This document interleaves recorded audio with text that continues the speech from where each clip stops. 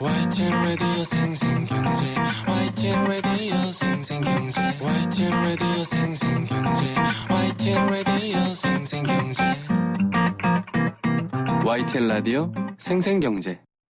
네, YTN 라디오 생생경제 지금 보이는 라디오 창에 제가 죄송합니다. 저만 나와서 이렇게 달았더니 슬로우 라이프 TV님 투명인간이랑 라디오 하시는 줄 행부 ST님 김종국 대표님 얼굴 보고 싶어요. 무슨 말이죠? 작가님 얼굴 보러 왔어요. 격리돼 있답니다. 뭐 이렇게 나오셨는데 현희 씨보다 지금 이 순간에는 김종국 작가님이 더 인기가 많은 것 같아요. 예, 저는 뭐 자주 YTN에 인사드리는데 김종국 작가님 처음 오시는 거고 그러니까요. 팬들이 또 많으세요. 네. 네. 자, 현희 씨 궁금한 거.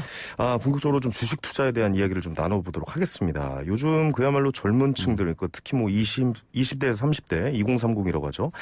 이 세대 주식 광풍이 불고 있는데 이거 한쪽에서는 좀 우려의 시선을 보는 분도 계세요. 맞아요. 그럼요. 근데 저는 개인적으로 이게 너무 좀 잘 돼가고 있는 상황이다라고 좀 생각을 하거든요. 네. 제 짧은 생각으로는. 작가님은 어떻게 보십니까, 이거? 좋은 현상이긴 해요. 네. 과거에 제가 주식을 처음 공부했을 때만 해도 주식 투자한 다음에 되게 안 좋은 편견과 시선들이 되게 많았어요. 그러니까 맞아요. 돈에 욕심 많은 놈이다, 사기꾼이다.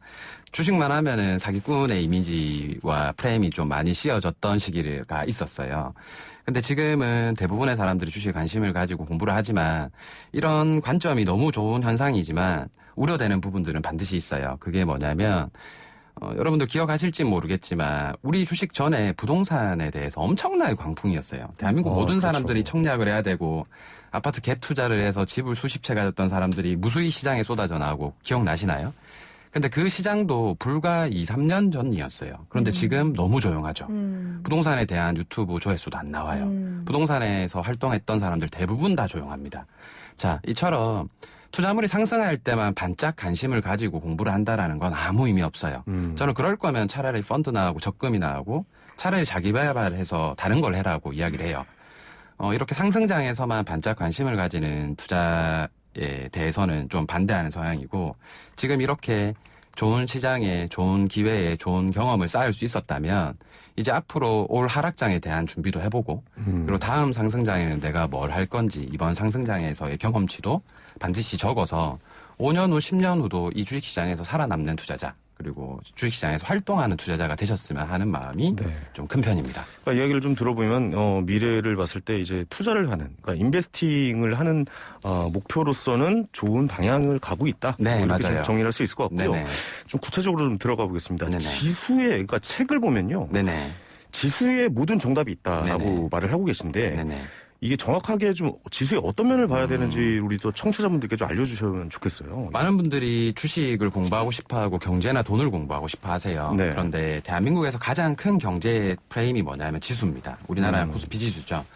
코스피 지수 안에는 대한민국의 대부분의 상장 기업들, 여러분들이 알고 계시는 삼성전자, LG전자, 국민은행 대부분의 기업들이 여기 다 포함이 돼 있어요. 그런데 이 지수라는 것들이 그러면 하락하게 되면 대한민국의 평균 기업들의 주가가 다 하락한다라는 거예요. 반대로 지수가 상승했다라는 이야기는 대한민국의 평균 주가가 상승했다라는 거예요. 그럼 지금은 어떤 장이냐면 저도 거의 15년간 투자를 하면서 거의 처음 경험해보는 정말 폭등과 같은 장이에요. 그럼 이런 장에서 내가 수익을 올렸다라고 할게요. 지금 같은 장에서는 사실 눈 감고 10종목 선택해놓고 한 달 묻어두면 수익이 계속 났던 장이었거든요. 맞아요. 예. 이런 장에서 내가 과연 내 실력으로 돈을 벌었는지 내가 지수의 상승으로 운으로 돈을 벌었는지 한 번쯤은 고민해 보시라는 거예요. 왜 제가 이런 이야기를 하냐면 과거 2006년에서 7년 넘어갈 때 우리나라 지수가 처음 1000원이라는 박스피를 돌파해서 2000을 갈 때였어요. 그때도 이런 장이었거든요. 근데 그 당시에는 제가 이제 단기 매매나 주식 투자에 대해서 깊은 조회가 없었기 때문에 그런 인사이트를 찾을 수가 없었지만 그때 1000에서 2000을 가면서 투자했던 수없이 많은 사람들이 있어요. 근데 그 사람들이 지금까지 살아남은 사람 몇 명이나 될까요? 13년 전에 투자했던 그 사람들이.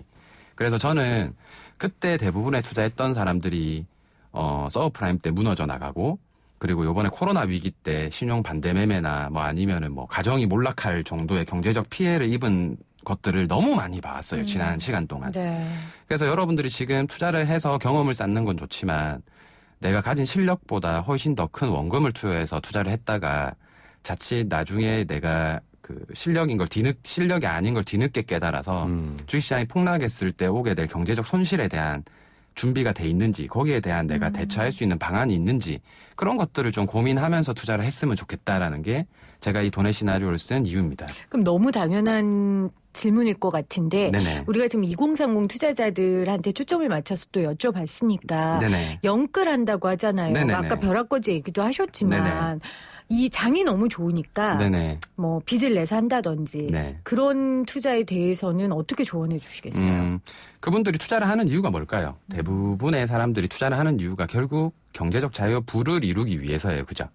그런데 지금 영끌 투자를 하고 먼 투자를 한다고 해서 여러분들이 지금 당장 부자가 되진 않아요. 결국에는 다음 사이클까지도 여러분들이 살아남고 투자를 해야지만이 부자가 된다라는 거예요. 근데 일시적으로 지금 내가 가진 돈을 다 넣어서 투자를 해봐야 나중에 하락장 때 그 이상의 손실이 항상 뒤따라오더라고요. 그래서 제가 늘 이야기하는 게 모르고 얻은 수익은 전부 다 독이다라는 이야기를 지난 10년 전부터 계속했던 이유는 그렇게 도구로 내가 운으로 올린 수익이 내 실력인 줄 착각하고 올린 그 수익이 언젠간 다 도구로 내뱉어야 되더라고요. 세상에. 그래서 저 역시도 그랬어요. 저 역시도 1000에서 2000 가는 사이에 조선주들의 가치 투자를 했어요. 그러다가 조선주들이 몰락하고 서브프라임 맞으면서 뭐 대부분의 가지고 모아있던 돈은 절반 이상을 날렸는데 제가 그렇게 했던 그 경험치를 여러분들이 안 하셨으면 좋겠다라는 마음이 엄청 큰 편이라고 생각하시면 좋을 것 같아요. 아니 주식이라는 게 네네. 뭐 다들 아시다시피 뭐 무한정 오를 수만은 없는 거 아닙니까? 맞아요. 부동산도 네네. 그렇고. 예. 맞아요. 지금 사실 뭐 거의 대부분의 종목이 많이 올랐고 요 네네. 며칠은 사실 좀 조정을 받는 기간이긴 해요. 지금 3천 무너졌어요. 오늘 이제 좀 4일 연속 하락인가요? 네. 제가 알고 네네. 있고요. 예, 그렇긴 한데 자 그렇다면 이렇게 한번 여쭤봐야 될 것 같아요. 네. 지금이라도 네네. 그렇다면 주식을 지금 시작해도 늦지 않은 겁니까? 이 주식 투자를? 저는 주식 투자는 언제든지 시작해도 좋다라고 봐요. 똑같은 이야기 계속 반복드리지만 적은 돈으로 경험을 쌓는다라는 마음으로 시작하시면 돼요. 그런 마음가짐이라면 장에 상관없이. 맞아요. 왜냐하면 상승장이나 하락장이나 내가 직접 경험해봐야 하락장의 사이클도 경험할 수 있다라는 거예요. 그리고 여러분들이 만약 지금 100만 원으로 투자를 당장 시작을 했어요. 그런데 뭐 서브프라임이나 코로나 같은 그런 폭락장이 바로 오진 않겠지만 언젠가 오기 전에 하락장의 무서움도 한번 맛보고 그럼 내가 1000만 원으로 반토막이 나면 50만 원이잖아요. 그런데 이 50만 원을 회복하기 위해서 내가 가지고 있던 저축액을 투자해서 내가 실력만 있으면 네. 10%나 5%만 수익 나도 이 잃었던 돈을 회복할 수 있거든요. 그래서 내가 아는 만큼 투자하는 게 투자의 절대적인 원칙인 것 같아요. 그럼 조금 더 구체적으로 알려주셨으면 좋겠는데 우리 지금 밖에 20대 초년생들이 앉아 있거든요. 근데 좀 다른 말인데 저분들이 현희 씨를 엄청 기다렸어요. 아 진짜로요? 개콘 보면서 자란 세대래요. 예, 이따 나갈 때 사인해드릴게요. 그것까지는 안 바랬는데. 박수 치는 것 같은데. 그래요? 네. 자, 저분들이 네네. 이제 주식을 시작하려고 할 때 네. 뭐부터 시작해야 돼요, 그러면? 우선은 기본적으로 책 한 3권 정도는 읽었으면 좋겠어요. 주식 그래서, 관련, 네, 투자 주식 관련. 관련된 책인데요. 첫 번째 책은 이론적인 책이어야 돼요. 음. 네, 작가의 생각이나 의견이 담겨져 있지 않은 아주 객관적인 책. 아하. 용어를 설명하는 거죠. 뭐 양봉이 뭐고 정배열이 뭐고 유상증자가 뭐고 이런 바이블 같은 책이 한 권은 필요해요. 그리고 2권은 작가의 생각이 많이 담긴 책을 사는데요. 가급적이면 이 2권의 투자를 반대로 샀으면 좋겠어요. 하나는 뭐 가치 투자면 하나는 단기 매매, 차트 투자면 하나는 뭐 가치 투자 이런 식으로 작가의 성향이 완전 다른 책을 2권을 선택을 해서 거기서 하라는 대로 100만 원으로 실행해봤으면 좋겠어요. 실행을 해봐야지 나한테 어울리는 매매법이 뭔지를 알 수 있어요. 나한테 어울리는 매매법? 그럼요. 사람에 따라서 성향이 다 틀려요. 실제로는 대부분의 사람들이 주식 시작하기 전에는 대표님 저는 잘할 자신 있어요. 작가님 저는 확실하게 손절할 자신 있어요. 이렇게 대부분 시작하세요. 근데 매매를 반복하다 보면 대표님 저는 손절을 진짜 못하는 사람인 것 같아요. 네. 혹은 나는 대표님 수익을 좀 길게 못 보는 사람인 것 같아요. 이런 게 이제 성향이 다 나눠져요. 그래서 그런 성향에 맞춘 자기만의 매매 기준이 필요하기 때문에 내가 성향이 뭔지를 알고 내 성향에 어울리는 전문가나 아니면 실전 투자자한테 배우면 되는 거예요. 그런데 이렇게 지금 같은 장은 정말 양질의 정보가 너무 유튜브나 네이버나 너무 많은 장이에요. 제가 배울 때만 해도 실전 투자자로 돈을 버는 사람을 만나기 위해서는 진짜 전국 방방곳곳을 돌아다녀야 되는데 지금은 집에 앉아서 그런 거를 양질의 정보를 너무 많이 얻을 수 있어요. 그럼에도 불구하고 사람들이 이 양질의 정보를 활용하지 못하는 거는 그럼에도 불구하고 많은 사람들이 저한테 와서 대표님, 너무 많이 공부했는데요. 정작 제가 뭘 해야 될지 모르겠어요라는 이야기가 제일 많았어요. 그래서 그게 왜 그렇냐면 나에게 어울리는 투자 방법과 나에게 어울리는 기준을 먼저 생각하지 않아서예요. 그래서 저는 우선 책을 2권 사서 내가 어울리는 투자 방법이 뭔지 일단 100만 원 가지고 실행해보고 그리고 내가 이 방법대로 최소 5년에서 10년을 이 시장 안에서 살아남으면서 투자를 하겠다. 이런 마음으로 시작을 하면 주식시장은 타이밍의 문제가 아닌 것 같아요. 현희 씨는 어떤 스타일의 투자자예요, 본인이? 이게 비슷한 게 사실 저도 개그할 때 후배들에게 가장 먼저 해주는 말은 네가 뭘 잘하는지 먼저 파악하는 게 제일 맞아요. 중요하다라고 네. 얘기를 하거든요.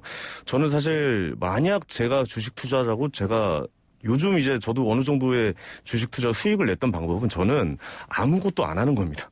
그게 무슨 말이에요? 그러니까 그냥 처음에 저의 생각대로 유망한 투자 종목을 선택을 한 후 그냥 뭐 쉽게 얘기하면 가치 투자라고 봐야겠죠. 예, 저는 이제 좀 장기 투자를 좀 하는 걸 좋아해서 그렇게 좀 투자를 하는 방법이거든요. 그러니까 성격이에요, 성격. 제가 제일 잘하는 거예요. 맞아요. 그러니까 현희 씨 진득하니, 성격이에요. 흔들리지 않고 네. 남의 말 안 듣고 맞잖아요. 아니 왜 거기에 액센트를 두세요? 그러니까 예. 자기 기준이 분명하고 흔들리지 않고 그러니까 우리 현희 씨는 그 연예인들이 치는 유형의 사고들을 잘 안 치거든요. 굉장히 성격이 이제 저 같은 경우는 이제 일단 귀가 잘 펄럭이고 얇죠. 그리고 일단 그렇게 같이 투자할 만큼 돈이 없고 그러니까 잃어도 그렇게 큰 돈을 잃지 않으니까 저는 요즘 이제 공부하려고 저도 조금씩 시작하다 보니까 그렇게 들락달락거려요. 너무 좋죠, 너무 좋죠. 저는 좋다고요? 공부하려고 들락달락거리면서 얻는 그래요? 경험치도 너무 중요하다고 생각해요. 그 경험치가 돈이니까 굉장히 쓰라리기는 하지만 네. 알겠습니다. 이론책을 한 권 보고 네. 그다음에 전혀 성향이 다른 작가의 책 2권 정도로 시작을 해라 네. 라고 말씀해 주셨어요. 글쎄요, 지금 요즘 보니까 이 장이 오늘 아까 말씀하셨다시피 3천선이 무너졌다라고 얘기를 들었는데 지금 이게 대세 하락장인지 아니면 단기 조정인지 중요합니다. 예, 이것은 사실 좀 잘 구분은 안 가요. 근데 그걸 아는 사람은 없겠죠? 예, 예. 근데 전 알 것 같아요, 작가님은. 작가님은 아실까요? 아세요? 여쭤볼까요? 어떻게 계속돼요? 저도 신이 아니기 때문에 사실 정확하게는 맞출 수는 없고 네. 제가 가치 투자자가 아니라서 지수에 크게 영향을 받는 편은 아니에요. 그런데 여러분들이 반드시 아셔야 되는 건 뭐냐면 지금 너무 많이 상승했잖아요. 그러면 하락할 수 있다라는 생각을 상승장 때부터 해야 된다는 거예요. 그리고 하락할 때는 또 상승할 수 있다라는 생각을 하고 언제 상승할 건지 왜 상승할 건지에 대한 고민을 하셔야 된다라는 거예요. 사람들이 자꾸 상승장에는 상승만 할 거라고 생각을 하고 투자를 하니까 나중에 한번 부러지는 거예요. 반대로 하락할 때 하락만 한다고 생각하니까 상승할 때 그 수익을 못 보는 거예요. 반대로 하셔야 돼요. 상승장일 때는 하락장을 준비하고 하락장일 때는 상승장을 준비하셔야 됩니다. 알겠습니다. 네. 제가 또 궁금한 거는 저는 개인적으로 좀 시가총액 1위부터 100위까지의 기업을 지속적으로 좀 약간 좀 관찰을 하거든요. 너무 좋죠. 예, 그래서 어떤 섹터나 어떤 이 부분 업종이 상승 여력이 있는지 좀 계속 좀 지켜보고 있는 좀 상황인데 그렇게 좀 공부를 하고 있고요. 근데 작가님이 보실 때는 아직까지 그래도 이렇게 좀 약간 좀 하락장이지만 상승 여력이 더 있다고 보는 업종을 좀 보고 계실 수 있다라고 좀 생각이 들거든요. 네, 업종은 예를 들면 예. 저희 여기 나온 그 전문가들이 반도체, 그렇죠. 올해 반도체 그리고 뭐 친환경 네네. 관련한 뭐 자동차 너무 많이 얘기했죠. 네, 뭐 이런 식의 얘기를 했는데 네. 뭐 업종 어떤 것들 주목해서 보고 계세요? 사실 방송에 뭐 유튜브나 아니면 뭐 다른 곳에서 방송을 할 때도 많이 말씀을 드렸지만 사실은 몰라요. 잘 모르는데 이야기를 할 수는 있어요. 그러니까 지금 대부분의 섹터들이 대부분 다 올랐어요. 그런데 지수가 더 간다라는 가정을 한다면 만약에 지수가 4,000까지 갈 수 있다라 혹은 3,500까지라도 갈 수 있다라는 생각으로 투자를 하신다면 반드시 지수가 그렇게 더 올라가려면 지금 나왔던 섹터가 아닌 다른 섹터의 이슈가 불어야 돼요. 그러니까 어떤 투자물이든 한 방향으로 계속 원사이드하게 올라가진 않아요. 결국 어느 시점이 오면 조정을 받게 되고 그 조정이 가격 조정이나 기간 조정을 받을 때 다른 섹터들이 테마의 선순환처럼 돌아가요. 그렇다라는 말은 지수가 올라간다라는 관점에서 봤을 때는 지금 그렇게 많이 오르지 못했던 섹터들은 다 관심 종목에 있으면 좋아요. 반대로 지수가 폭락한다라고 하면 내가 지금 가지고 있는 주식을 청산해야 되나 아니면 혹은 새로운 섹터를 매수해야 되나라는 고민을 되게 많이 그렇죠. 하실 거예요. 하죠. 근데 저는 가급적이면 포트폴리오를 교체를 하는 걸 추천을 드려요. 왜냐하면 과거에 여러분들이 기억을 대부분 못 하실 거예요. 최근에 투자하신 분들이 많으니까, 투자를 시작하신 분들이 많으니까. 그때가 10년쯤이었어요. 2010년쯤에 현대차가 처음 글로벌화에 성공했다 그래서 현대차 주가가 급등했던 시기가 있었어요. 그 2010년쯤이었었는데. 근데 20만 원이 넘었었죠. 맞아요. 20만 예. 원이 넘었어요. 네네.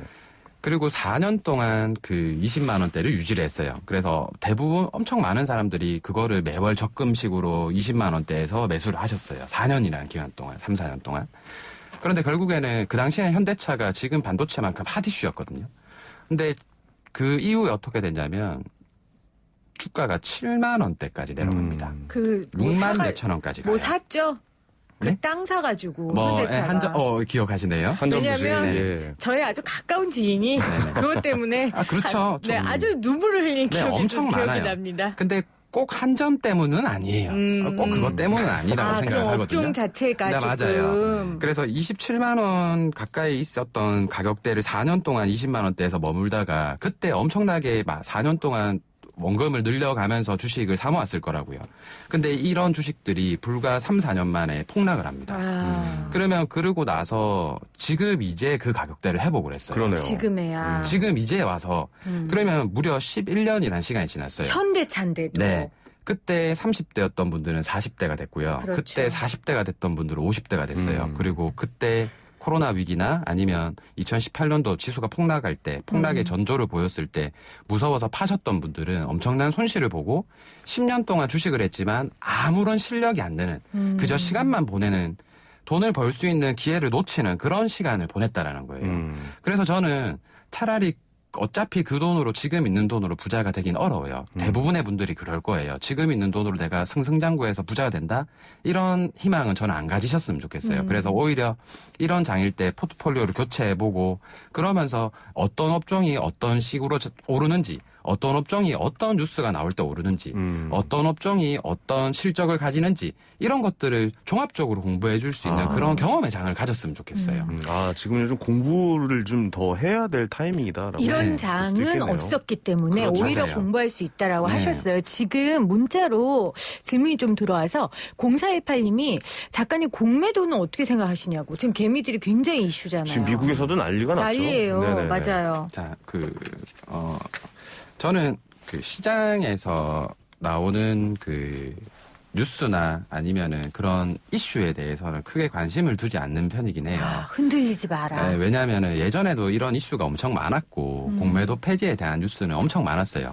그런데 여러분들이 이 공매도에 대해서 어떻게 생각하느냐가 더 중요한 게 아니라 그 여러분들 아마 대부분이 이럴 거예요.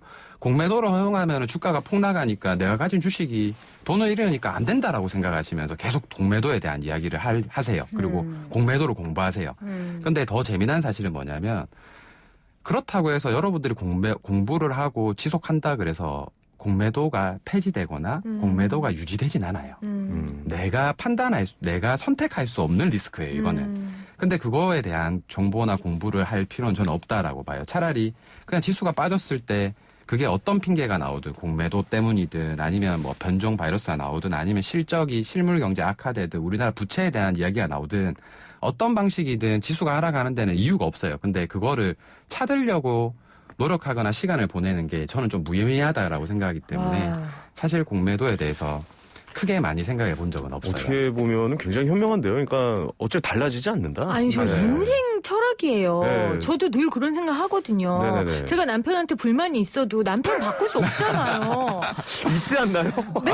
아니, 그러기에는, 요즘은 예. 아니, 바꾸기에는 기회비용이 너무 많으니까. 역시 투자자시네요. 네. 기회비용까지 뭐 그렇게까지 생각하시고. 바꾸고 싶진 않아요. 그래도 바꿀 수는 있잖아요. 바꿀 수는 있지만 뭐 그렇게까지 바꿀 돈도 없고 그러니까 예. 저는 그냥 받아들이거든요. 그것처럼 공매도에 내가 열을 낸다고 그게 나 때문에 바뀌고 할 것도 아닌데 그럴 바에는 공매도가 됐을 때 떨어질 수 있는 상황, 안 네. 됐을 때 올라갈 수 있는 상황을 예측해서 시나리오를 짜는 맞아요. 게 훨씬 합리적이다. 맞아요. 내가 공매도가 시작이 와. 되면 얼마나 내가 가지고 있는 보유 종목을 어떻게 팔 건지 그리고 공매도가 만약에 진행이 안 돼서 우리나라 지수가 더 좋은 평가를 받아서 네. 더 급등을 하게 되면 그때 내 포트폴리오를 어떻게 구축할 건지 그런 거에 대한 거를 공부하고 생각하고 연구하는 게 나만을 위한 돈의 시나리오를 세운다라고 생각을 합니다. 생각이 깊네요. 이게 마치 진짜 들어보니까 부를 이룬다는 거는 맞아요. 단순한 생각에서 맞아요. 뭐 이룰 수 있는 건 아닌 것 같습니다. 그러니까 한 가지만 제가 더 여쭤볼게요. 네네. 2030의 키워드 중에 하나, 네네. 이 투자에 관한 키워드 중에 하나가 네네.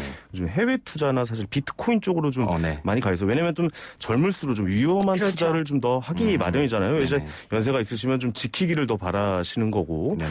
그렇다면 비트코인에 대해서도 좀 어떤 생각을 가지고 계신지 좀 궁금해요. 저는 실제로 대한민국에 있는 대부분의 투자 상품을 직접 투자를 해봤어요. 주식만 한다라고 생각하시는 분들이 많은데 부동산, 주식, 비트코인, 뭐 엔화, 달러, ETF 대부분 해봤는데 비트코인도 나쁘지 않다라고 생각을 해요. 저는 이게 불법적인 일이 아니잖아요. 근데 대부분의 분들이 안 좋은 편견을 가져요. 마치 제가 15년 전에 주식을 처음 공부했을 때 저한테 가졌던 편견처럼 지금 비트코인 한다 해서 무조건 다 안 좋네, 사기네, 위험하네라고는 판단 안 하셨으면 좋겠어요. 단 이제 비트코인에 있어서 우리가 주식시장에는 IPO라고 그러고 비트코인 상장하는 걸 ICO라고 그래요. 그래서 이 ICO를 통해서 다단계 사기가 되게 많아요. 단톡방 만들어 놓고 비트코인 맞아요. 상장시킨다 그러고 비트코인 사모하라. 이런 사기만 조심하고 그냥 차트를 통해서 투자하는 사람들은 저는 나쁘지 않다 봐요. 실제로 주식으로 꽤나 투자를 잘 하시는 분들도 비트코인으로 투자를 해서 수익을 많이 보고 계시거든요. 그래서 그런 편견은 좀 없었으면 좋겠어요. 그래서 저는 괜찮다라고 봅니다. 우리 현희 씨는 또 미국 주식에 관심 많거든요. 네네. 그건 어때요? 미국 시장. 미국 시장도 너무 좋죠. 오히려 우리 시장보다 훨씬 더 안정된 시장이고 어쨌든 전 세계에서 가장 큰 시장이잖아요. 그렇다라는 말은 덩치가 크다라는 말은 반대로 안전하다는 거기 때문에 저는 미국 시장에 대해서도 꾸준히 관심을 가지는 게 너무 좋다라고 봐요. 네. 지금 3209님이 네네. 이제 주식 막 시작했는데 아이가 돌인데 적금 넣고 있거든요. 아이 이름으로 주식 사주는 거 괜찮을까요? 그리고 아이는 장기간 주식 투자해야 되는데 결국 삼성전자가 답일까요? 아기 이름이 송이솔인데 황현희 씨 팬이라고 아기 이름 한 번만 불러달래요. 송이솔. 아이가 저를 모를 텐데요. 아니 엄마가 팬이겠죠. 자, 송이솔 엄마. 아이고 이소라 그래. 아이고 반가워요. 네. 아이고 어머니 감사합니다. 문자 네. 주셔서. 자, 예. 작가님. 장기 투자하려면 삼성전자가 답입니까? 또 하나는 아이 이름으로 주식 사주는 거. 네. 이야기를 드리고 싶어요. 많은 분들이 삼성전자는 다르다라는 이야기를 많이 하세요. 삼성전자는 다르다. 근데 제 생각은 잘 모르겠어요. 그러니까 죽을 때까지 내가 내 인생에 죽을 때까지 이 삼성전자가 전 세계 글로벌 기업으로 성장을 하면서 1등을 달릴 수도 있지만 반대로 아닐 수도 있잖아요. 우리가 대우가 망할지 대우가 그렇게 허무하게 무너질지 IMF가 터지지는 아무도 몰랐어요. 물론 삼성전자와 대우는 다르긴 달라요. 다르긴 다르지만 내가 너무 확신을 가지고 투자하는 건 좀 위험하다라고 봐요. 그게 첫 번째고요. 두 번째 이제 아이에 대한 이야기를 좀 하자면 많은 분들이 저한테 이야기를 하세요. 자녀들, 저도 마찬가지고. 그래서 제 이야기를 하면 좀 제일 편할 것 같아서 저도 3월 19일 날 저희 애들이 그동안 모아왔던 돈들, 그리고 용돈 받았는 것들 있죠. 그런 것들을 다 주식으로 투자를 했어요. 그리고 제가 줄 거는 뭐냐면 유산으로 물려줄 거예요. 내가 너의 돈으로 공부를 해서 이런 결과치를 냈다. 내가 만든 기준이 이런 거다. 그리고 그 기준대로 수익이 났던 손실이 났던 내가 공부했던 그 과정을 저는 담아서 애들한테 줄 거예요. 너무 그래서 좋네요. 내가 만약에 그 기간 동안 애기들이 뭐 경제적 활동을 시작하든 아니면 고등학교가 되는 17년 동안 지금부터 돌이라고 하셨으니까 이 17년 동안 아이의 돈 공부를 본인이 대신 해주는 거예요.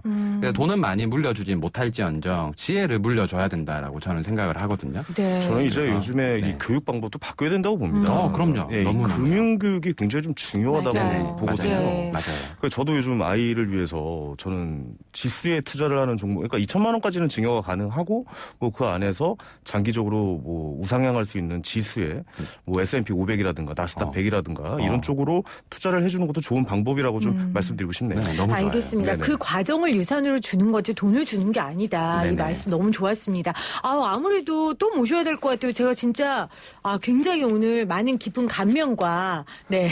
과찬이십니다. 정말 좋았습니다. 현희 씨 고마워요. 이렇게 좋은 분. 아닙니다. 소개해 오늘 주셔서. 저도 이렇게 만나 뵙게 돼서 오늘 너무 반가웠고, 예, 저희는 끝나고 간단하게 좀 차 한잔 하려고요. 예, 예, 예. 알겠습니다. 자, 오늘 황현희가 만난 사람, 전업투자자인 돈의 시나리오의 작가 김종봉 작가였고요. 개그맨 황현희 씨였습니다. 고맙습니다. 감사합니다. 감사합니다.